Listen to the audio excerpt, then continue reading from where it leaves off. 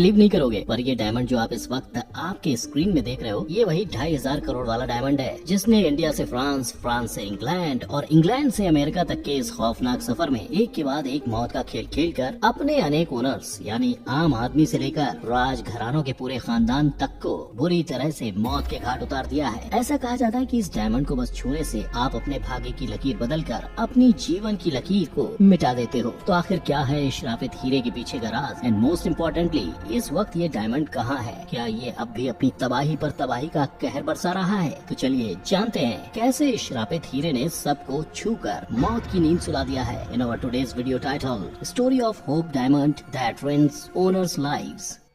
Number 1, श्रापित हीरे के मौत का खेल। ये कहानी नहीं, किंग लुइस 14 की जिंदगी का दर्दनाक सच है, क्योंकि जैसे ही सन 1668 में एक टेवर्नियर नाम के सौदागर ने इनके सामने नीले रंग का ये अद्भुत हीरा पेश किया, तब इस श्रापित हीरे की सुंदरता के आगे ये इसे खरीदे बिना नहीं रह पाए। और फ्रेंड्स, ये वही श्रापित हीरा था जिसे आज हम सब होप डायमंड के नाम से जानते हैं। पर उस वक्त किंग लुइस के हाथ ये बेनाम हीरा लगते ही ये ब्लू डायमंड ऑफ क्राउन और द फ्रेंच ब्लू नाम से जाना जाने लगा। वैसे इन्होंने ये हीरा अपने गले में टांगने से पहले 2 साल तक इसे अपने राज जौहरी जीन पिटाओ को इसकी चमक दमक बढ़ाने के लिए दिया, लेकिन फिर 2 साल बाद इस हीरे का हार अपने गले में टांग लिया। वैसे ही हीरे ने अपना कहर राजा और उसके पूरे वंशज पर जमाना शुरू कर दिया। इसका सबसे पहला शिकार कोई और नहीं, राजा लुइस 14 बन गए, जिन्हें अचानक ही गैंग्रीन नाम की एक खतरनाक चमड़े के रोग ने जकड़ लिया, जिससे उनका शरीर सड़ सड़ कर धीरे धीरे मौत की चादर में लिपट गया। लेकिन ये मौत का खेल यही नहीं रुका फ्रेंड्स। जब ये हीरा राजा के उत्तराधिकारी किंग लुइस 15 के पास पहुंचा, इसने सन 1774 में उनकी भी जान ले ली, जिसके बाद किंग लुइस 15 ने अपने पोते किंग लुइस 16, हाँ 15 के बाद 16 उसका पोता ही था, सो लुइस 15 ने लुइस 16 और उनकी बीवी मैरी एंटोइनेट को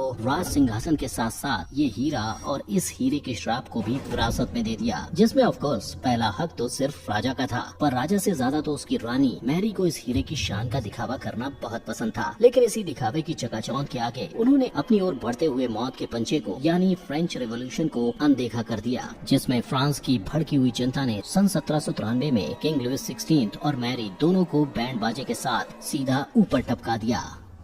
और इस तरह इस मौत के मायाजाल ने एक नहीं 2 नहीं बल्कि पूरे फ्रेंच राजवंशियों का सर्वनाश कर डाला। इतना ही नहीं, इस फ्रेंच रेवोल्यूशन के दौरान चली 5-6 दिन तक की एक लंबी चोरी में ब्लू डायमंड ऑफ क्राउन चोरी हो गया, जिसके बाद अपने कहर का साया बिछाने फ्रांस से कहीं दूर चला गया। पर दोस्तों, असल में सवाल तो ये है कि ये श्रापित हीरा राजा को टेवर्नियर ने बेचा ही क्यों? क्या वो पहले से जानता था कि हीरा श्रापित है, और क्या उसे राजा से अपनी किसी जानी दुश्मनी का बदला लेना था? चलिए जानते हैं। नंबर 2, श्रापित हीरे की जन्म का सच। तो दोस्तों, जीन बैप्टिस्ट टेवर्नियर एक बहुत ही जाना माना फ्रेंच हीरों का सौदागर था, और यही वो सबसे पहला इंसान था जिसने इस हीरे को चुराया ही नहीं बल्कि इसे श्रापित भी कर दिया। क्यों? चौंक गए ना? कैसे एक सौदागर किसी हीरे को श्रापित कर सकता है? इस बात का आज तक सिर्फ एक ही जवाब नहीं मिला है, क्योंकि इसके राज के पीछे कई सारी कहानियां हैं। और इन कहानियों के एक वर्जन के मुताबिक ये हीरा टेवर्नियर ने इंडिया जाते वक्त बर्मा में रुकने पर चुराया था। दरअसल जब बर्मा के एक बुद्धा टेम्पल में इस हीरे को बुद्धा के माथे पर लगा देखा तो इस हीरे के सौदागर की नीयत फिसल गई।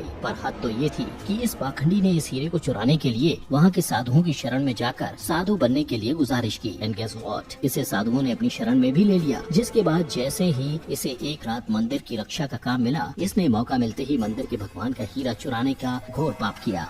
और तो और इसने तो इसके साथ रात में पहरा देने वाले बाकी 2 साधुओं को भी गला घोट कर मार डाला और हीरा लेकर रफू चक्कर हो गया। टेवर्नियर ने बिना किसी देरी के 115.28 कैरेट के चुराए हुए इस हीरे को और भी कई हीरो के साथ फ्रांस के राजा किंग लुइस 14 को 220 लिवर्स यानी उस जमाने का करेंसी में बेच डाला, जो आज 55 लाख रुपए से भी ज्यादा है। अब दोस्तों, एक बात बताना, भगवान को अर्पित की गई किसी भी पवित्र और पावन चीज को अपने लालच के गंदे जाल में फंसाना किसी को कैसे रास आ सकता है? इसका अंजाम तो बुरा होना ही था, और हुआ भी। भगवान की मूर्ति से हीरा चुराने और बेचने के बाद अपनी पूरी जिंदगी खुशी खुशी बिताने का सपना देख रहे टेवर्नियर के खुद के भतीजे ने ही एक दिन उसे लूट लिया और वहाँ से 9-2-11 हो लिया। जिसके बाद ये भी कहा जाता है कि टेवर्नियर कुत्तों की मौत मरा, मतलब सही में उसे कुछ कुत्तों ने ही नोच नोच कर मार डाला। लेकिन किंतु परंतु यहाँ आता है इस पूरी कहानी का सबसे बड़ा वाला ट्विस्ट। ये कहानियाँ सच्चाई का सिर्फ एक पहलू बताती हैं, क्योंकि सन 1857 में रिसर्चर्स की एक टीम को रशिया के एक कब्रिस्तान में टेवर्नियर की कब्र मिली और ये भी पता चला कि उसने यहाँ काफी लंबे समय तक एक अच्छी जिंदगी जीते हुए काटी थी। पर फ्रेंड्स, अगर इस श्रापित हीरे ने फ्रांस के राजवंश का नाम मिट्टी में मिला दिया तो आखिर क्यों इस श्रापित हीरे ने टेवर्नियर की जान बख्श दी? क्योंकि इन सब मौतों का खेल तो इसी की गलती से शुरू हुआ था, है ना।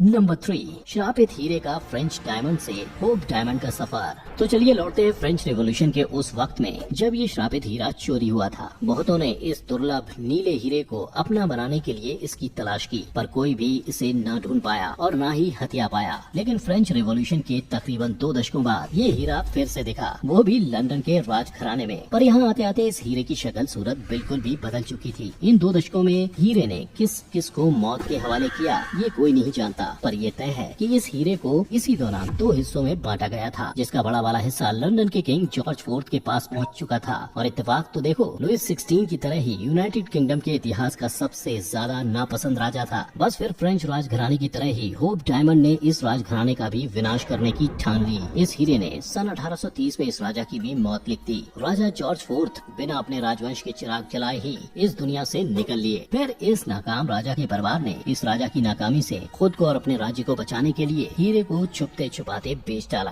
अपना कर्जा चुकाने के लिए। मगर उनकी इसी चालाकी ने उनकी जान बख्श दी और इस तरह बेचने के बाद होप डायमंड को तबाही मचाने के लिए फिर से एक नया घर मिल गया। और फ्रेंड्स, ये घर किसी और का नहीं बल्कि हेनरी फिलिप होप का था। कुछ घंटी बजी नाम सुनकर? नहीं, अरे ये मिस्टर होप ही वो इंसान थे जिनकी वजह से इस फ्रेंच ब्लू हीरे को होप डायमंड का नाम मिला। पर नाम मिलने से क्या, इस हीरे ने इनके लिए भी अपनी फितरत नहीं बदली। और जैसे ही मिस्टर होप ने इस हीरे को दुनिया के सामने पेश किया और इसकी नुमाइश की, इस नीले हीरे ने अपने काले साए से गला घोंटकर सन 1839 में मिस्टर होप को भगवान के पास पहुंचा दिया। लेकिन कहानी यहाँ भी नहीं रुकती। अब क्योंकि मिस्टर होप की अपनी औलाद नहीं थी, मिस्टर होप के 3 भतीजों ने अपने चाचा की प्रॉपर्टी को हड़पने के लिए पूरे 10 सालों तक कोर्ट के चक्कर पे चक्कर लगाए और आखिरकार कोर्ट ने मिस्टर होप की जायदाद का बंटवारा करके तीनों भाइयों में बांट दिया। पर होप डायमंड किसके पास गया? तो वो मिस्टर होप के सबसे बड़े भतीजे हेनरी थॉमस होप की झोली में आ गिरा और ठीक अपने चाचा की तरह अचानक ही अकारण ही जान चली गई। लेकिन हीरे ने इन 2 मौतों के बाद भी अपने श्राप का कहर नहीं रोका और जब हेनरी थॉमस होप की मौत के बाद ये हीरा उनकी बीवी एने अडेले को मिला तो इसने भी मरते वक्त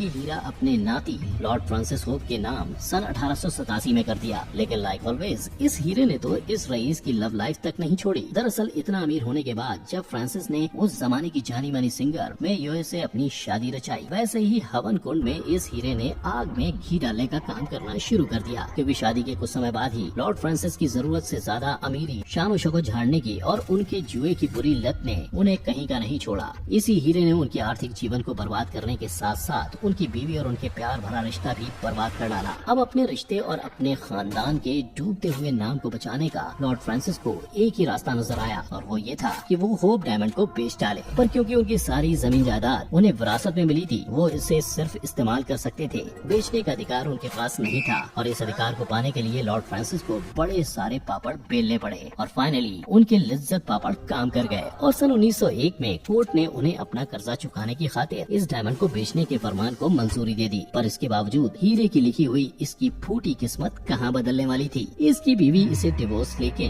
किसी और के साथ घर बसाने चली गई। अब अपनी सारी आशा निराशा बन जाने के बाद लॉर्ड फ्रांसिस ने इस हीरे को एक हीरो के सौदागर एडोल्फ वील को बेच दिया। पर हैरान परेशान कर देने वाली बात तो ये है कि लॉर्ड फ्रांसिस की रह चुकी बीवी ने मे यूए ने जब अपने एक होटल को ब्लू डायमंड नाम दिया था तो कुछ ही महीनों के अंदर पूरा होटल जलकर राख हो गया था। चारों तरफ तबाही ही तबाही थी। नंबर 4, श्रापित हीरे के पीछे का राज। आखिरकार पूरे होप खानदान की होप को तहस नहस करने के बाद ये हीरा अपने अगले शिकार की खोज में भटकने लगा और इस दौर में इस श्रापित हीरे ने कई मालिक बदले, जिनमें एडोल्फ वील, साइमन फ्रैंकल, सुल्तान हामिद द्वितीय और फाइनली सन 1910 में ये पियर कार्टियर के पास पहुंच गया, जिसने ये डायमंड वाशिंगटन डीसी के रईस में शुमार मैकलेन खानदान को बेचने की कोशिश की और ये अपनी इस कोशिश में बखूबी कामयाब भी हुए, क्योंकि सन 1911 में एवेलिन वॉल्श मैकलेन ने ये हीरा 2 करोड़ 17 लाख से भी ज्यादा में खरीद लिया। पर आपकी सोच में मोच देने वाली बात तो ये है, कई रिसर्चर्स का ये मानना है कि होप डायमंड के पीछे कोई श्राप नहीं था, बल्कि ये सब मनगढ़ंत कहानी पियर कार्टियर ने सिर्फ और सिर्फ इस हीरे की कीमत को बढ़ाने के लिए रची थी। पर अगर ये सच है तो इस हीरे की मालिकियत पाने वाले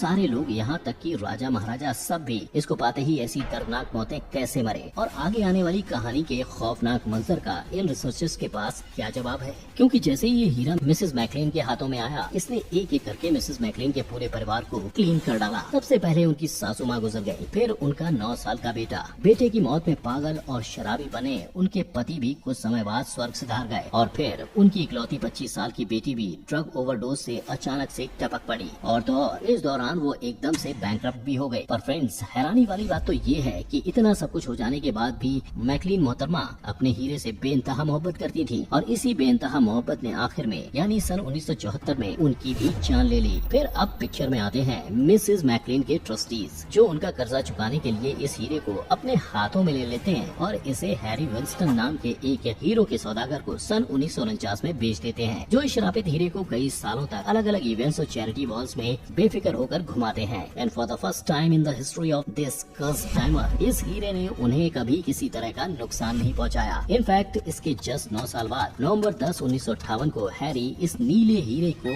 अमेरिका की जनता और स्मिथसोनियन के national museum of national history को दान में दे देते हैं। लेकिन अब आता है कहानी में ट्विस्ट। हैरी विंस्टन तो शराबित हीरे के श्राप से बच गए, पर जेम्स टॉड नाम के पोस्टमैन, जिसने ये हीरा म्यूजियम तक पहुंचाया था, उसकी जिंदगी तो इस हीरे ने पूरी की पूरी तरह तहस नहस कर डाली। हीरा पहुंचाने के कुछ ही समय बाद इसकी एक ट्रक से टकराकर मौत हो गई, और तो और जब ये बेचारा बुरी तरह घायल होने के बाद ठीक हुआ तो हीरे के श्राप ने इसकी बीवी और बच्चों की जान ले ली। यही नहीं, इस पोस्टमैन का घर भी श्राप की आग में जलकर राख हो गया, पर वो जस्ट बाय लक बच गया। और अब ये होप डायमंड, जो 1666 से सफर करते करते 67.125 कैरेट से अब सिर्फ 45.52 कैरेट्स का बचा है, वो यूएस के उसी म्यूजियम में ही है जहां हैरी विंस्टन ने इसे दान किया था, जहां ये आपको कुछ ऐसा दिखाई देगा। इस हीरे के इर्द गिर्द 16 सफेद हीरे भी जड़े हुए हैं। इतना ही नहीं, इन म्यूजियम वालों का ये भी मानना है कि अब इस हीरे का श्राप पूरी तरह से खत्म हो चुका है, क्योंकि इसके आने के बाद म्यूजियम को सिर्फ और सिर्फ मुनाफा ही हुआ है। 7 मिलियन लोग हर साल दुनिया के सबसे बड़े हीरे होप डायमंड को देखने आते हैं, और शायद सच में इस होप डायमंड का श्राप टूट चुका है। पर कौन जाने कि कब ये फिर से लाशों का ढेर लगाना शुरू कर दे। अब आपको क्या लगता है, क्या टेवर्नियर की मौत से जेम्स टॉड की मौत तक की सारी घटनाएं सिर्फ और सिर्फ काल्पनिक थी, या फिर अरबों साल पहले धरती की गोद में जन्मा ये पुराना हीरा सच में एक अभिशाप है, जिसने अपने रास्ते में आए हर एक को मौत के खेल में धकेल दिया। और अगर ये हीरा श्रापित नहीं तो आखिर ये सारी मौतें कैसे हुई, कैसे जवाब मिलेगा इन सारी मौतों का? वेल, कुछ रिसर्चर्स के मुताबिक हम इंसानों को कॉम्प्लिकेटेड और सोच से परे होने वाली चीजों पर कभी यकीन नहीं होता, और यही वजह है कि हमारा दिमाग ऐसी चीज में जो समझ नहीं आती उन्हें शाप अभिशाप की कहानियों से जोड़ देता है, और जब तक ऐसी अनसुलझी कहानियां हमारे सामने आती रहेंगी, ऐसे श्राप जन्म लेते ही रहेंगे। लेकिन दोस्तों, आपको इस होप डायमंड के श्राप पर यकीन हुआ या नहीं, मुझे कमेंट सेक्शन में जरूर बताइए, और बिना भूले मेरे वीडियो को लाइक और सब्सक्राइब करो, वरना मैं आपके नामों की लिस्ट उस म्यूजियम में भेज दूंगा जहाँ आज होप डायमंड का घर है। तो फिर मिलेंगे ऐसे ही इंटरेस्टिंग वीडियो के साथ। टिल देन टेक केयर, जय हिंद।